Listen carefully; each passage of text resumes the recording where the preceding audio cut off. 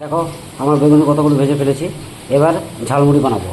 চলো কীভাবে ঝালমুড়িটা বানাচ্ছি দেখো। মুড়ির সঙ্গে ঝালমুড়ির সঙ্গে বেগুনি খুব মজা লাগে। তো চলো কীভাবে বানাচ্ছি দেখে নাও। আজকে বেগুনি বানাবো, তো বেগুনিগুলোকে আমি আগেই কেটে নিই। বেগুনগুলোকে কেটে নিচ্ছি।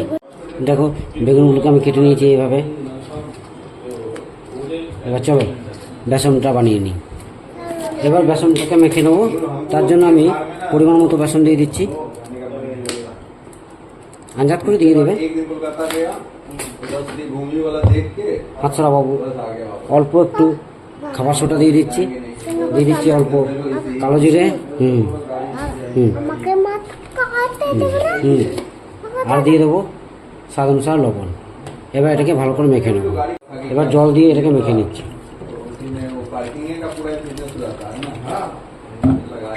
ভালো করে এটাকে ফেটিয়ে মেখে নিতে হবে।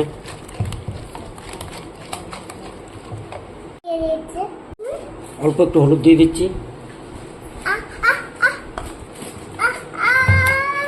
ফাইনালি দেখো আমার বেসন রেডি করে ফেলেছি। দেখো এই থিকনেসের বেসনটাকে বানিয়ে নেবে।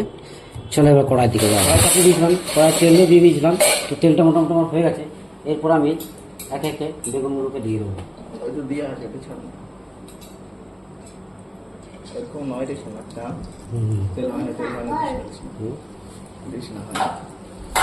তেলটা একটু হতে দিচ্ছি। তেল আমার এবার হয়ে গেছে।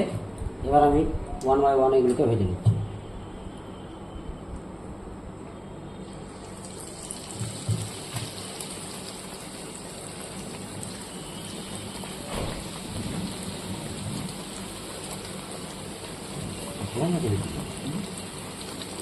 ভেজে নিচ্ছি। ফাইনালি আমার বেগুনি রেডি। এবার আমি এগুলোকে তুলে নিচ্ছি।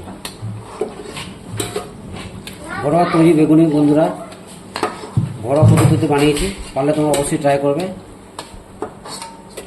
এবার 1 বাই দেখো স্টোর করে নিচ্ছি। এবার বাকিগুলোও ভেজে নিচ্ছি। ফাইনালি আমার তৈরি বেগুনি আমি প্রথম টেস্ট করছি।